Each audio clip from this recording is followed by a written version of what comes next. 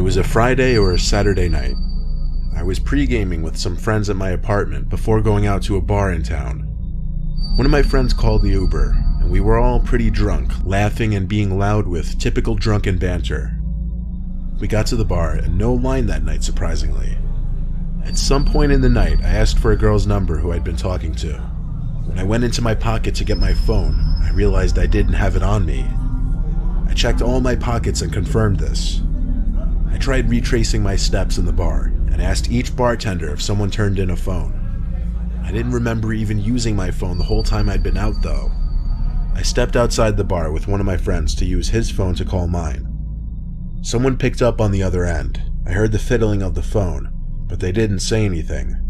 I said, "Hi, where'd you find this phone?" Just breathing on the other end. I asked them if they were at the bar, but they hung up on me. I looked at my friend and tried calling again. Went straight to voicemail, though. I tried using Find My iPhone, but apparently I had that feature switched off for some reason. This was a pretty sobering experience. There was no way I could have fun knowing my phone was stolen. My friends told me just worry about it tomorrow, go to the police station and get their help in tracking it. I went home early that night. I put a couple slices of bread in the toaster before bed, and found my phone on the kitchen counter. It didn't make sense. I signed into it and checked my recent calls, and indeed, someone accepted the call and it lasted for 25 seconds.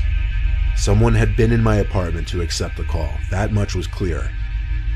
I flipped the place upside down looking, screaming for whoever it was to come out from where they were hiding. Of course, this had a lot to do with the liquid confidence from drinking so much that night. I finally called the cops, but considering there was no real proof of any forced entry, and places to hide are basically non-existent in this apartment, they couldn't do anything besides a police report.